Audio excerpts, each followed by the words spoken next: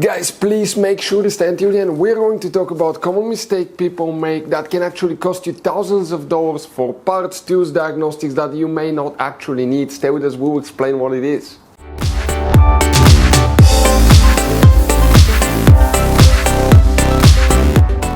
Hey guys, welcome back to Auto Repair Guide. Super quick, very helpful video for any of you having a problem where your Mercedes cranks but does not start. And we're talking about Mercedes C Class generation W205 here, guys. If you have that problem that the Mercedes cranks but does not start, please make sure you stay until the end. Do not waste any money on parts, tools, diagnostics until you watch that video. It could be quite simple fix. We'll explain what we see quite often in the garage. And after that, guys, if you need to buy any replacement parts, tools, we're going to share the information in the description of the video below for your convenience. Please check it out and you can see where we get most of our tools and supplies from as well. Let's start on it now. Before we start, guys, let us tell you a little bit about us. Every single car we get here at the garage, we try to make at least 200 to 300 free repair videos. We take them completely apart. We show you how to fix pretty much anything. Electronics, engines, computers, transmissions. Why we do all that? Because our mission at the garage here is to save you as much money as we can, guys. All we need in return, please, guys, subscribe to the channel, like the video. That way we can keep making these free videos. Check out our YouTube channels. We have more than 17,000 free repair videos that can save you thousands of dollars in future repairs. So let's go ahead and start on it now. So guys, if you have a problem where your Mercedes cranks, okay, but does not start, multiple things can cause that. First, we need to check some very important fuses. We're talking about fuel pump fuses, engine management fuses. You have some hidden prefuse boxes that you will need to check. Ignition switch, we'll talk about that.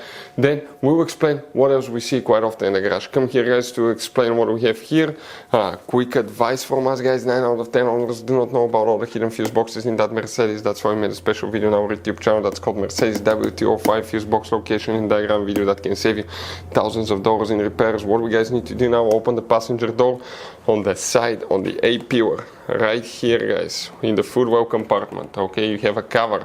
If we get a better look at that, we're talking about that cover here. Open it and behind it you have a fuse box with a layout like this one here. Before we guys continue, let's explain quickly why it's always a good idea to test fuses and relays. So guys, let us tell you something really quick, guys.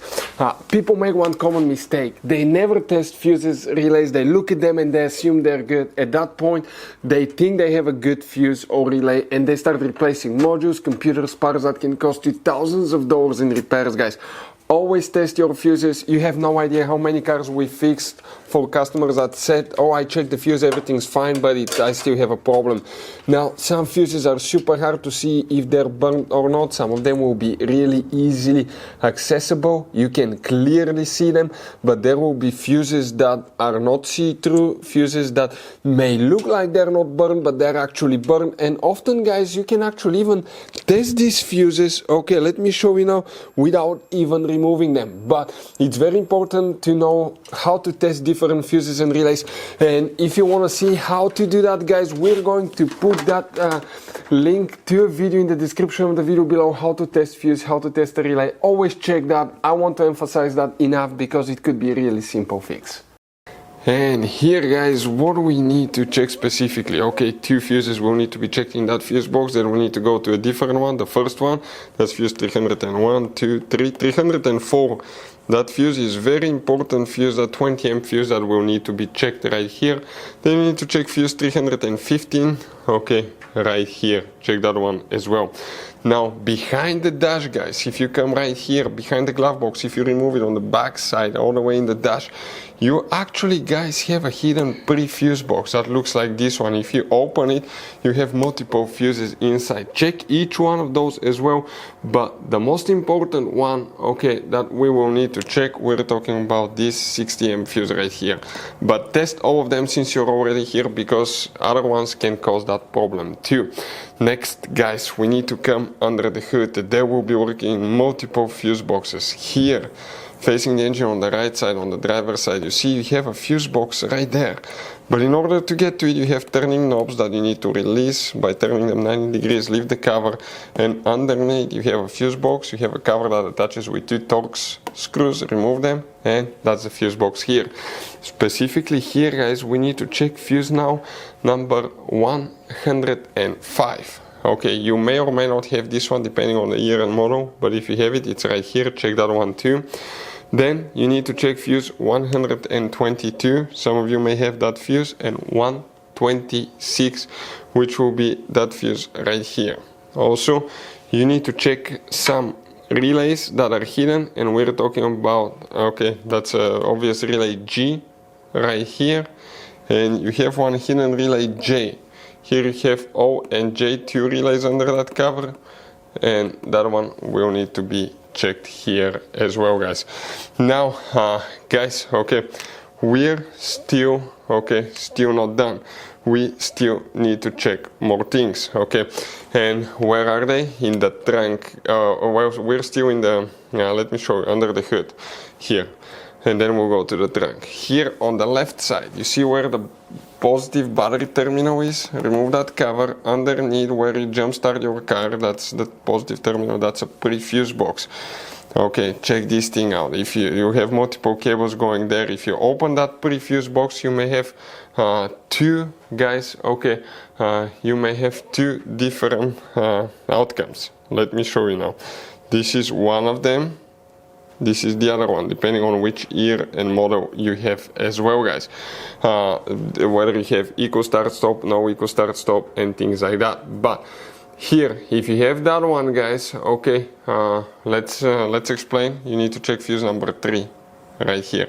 Since you're already in the open prefuse box, check all of these fuses, because if one is bad, it may cause that problem too. The other one, guys, okay, will be, okay, let me zoom in a little bit, will be fuse number 5, okay, if you have that kind right here. But again, test each one of these fuses, guys. Next, we need to open the trunk. All these things can cause that problem, guys. Open the trunk, lift the carpet liner up. Underneath on the right side, you have a cover. Open that cover, and you have a hidden trunk fuse box. Here we need to check, guys, a few more fuses. We're talking about fuse 448 right here, and we need to check fuse number 454. That's 450, 1, 2, 3, 454 right there. Now let's explain what else we need to check. So now, guys, we need to check fuel pump fuses, because if a fuel pump doesn't work, the Mercedes will not start. It will crank, but it will not start. And we're talking about fuse number 442. This is a very important fuse right here, and you need to check fuse number 451 for the fuel pump control module as well right there. These fuses will need to be checked. Now, the first thing you want to check, if it cranks but does not start, make sure you have fuel. You have no idea how many cars we fixed at the shop that people actually didn't look if they have fuel, guys. And sometimes your Mercedes may show you have fuel, but you actually don't. What can cause that? You see, this is the device that measures the fuel level in your fuel tank. And if it's stuck, okay, we've seen that happen, it may be that's empty. Okay, if it's stuck like that, it may detect that it has fuel, but it doesn't. How that can happen? If somebody worked on it, that could be bent, or it could be malfunctioning too, the sensor here that's reading, guys. Next, it could be bad fuel pump. You have two fuel pumps. Low pressure fuel pump in the fuel tank that looks like this one. And here you may have a dirty fuel filter too. The fuel filter is most times integrated in the fuel pump on modern vehicles, guys. Right here, it could be dirty fuel filter as well. It could be high pressure fuel pump. Now, we will recommend, guys, okay, to check codes, connect a scanner to the OBD port and see what codes you have. Bad fuel rail pressure sensor, bad high pressure fuel pump can cause that. Fuel volume sensor is quite common as well. If you have codes like P0001 can cause that as well, guys. Now, if you have fuel, you're getting good fuel by the injectors all the way to the injectors, you have spark and you have compression, it should start. Next thing will be, okay, to check, guys, fuses for ignition coils. We have the video on the channel where the ignition coils fuses are located. Check it out if you need help with that. After that, make sure you don't have mechanical problem. Blown head gasket, weak compression. Okay, so test compression and you'll be able to figure this thing out. Make sure you don't have coolant in the cylinders as well. If you have leaking head gasket, can cause the coolant can cause the spark plugs to be wet, and that's why it may not start as well, guys.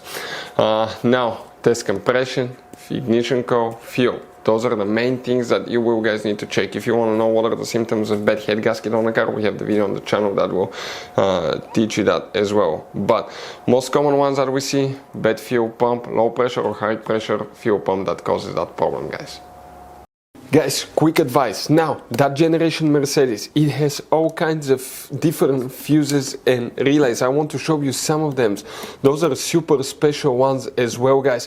And those prefuse boxes as well. Check it out. You will have a great variety of fuses, relays. So, by the way, if you guys want to buy any replacement parts, tools, fuses, we'll recommend to keep some spare ones in the glove box for a peace of mind. We're going to share the information in the description of the video below so you can see where you can get them from, and you can see where we get most of our tools and supplies from as well. Thank you guys for watching and see you next time.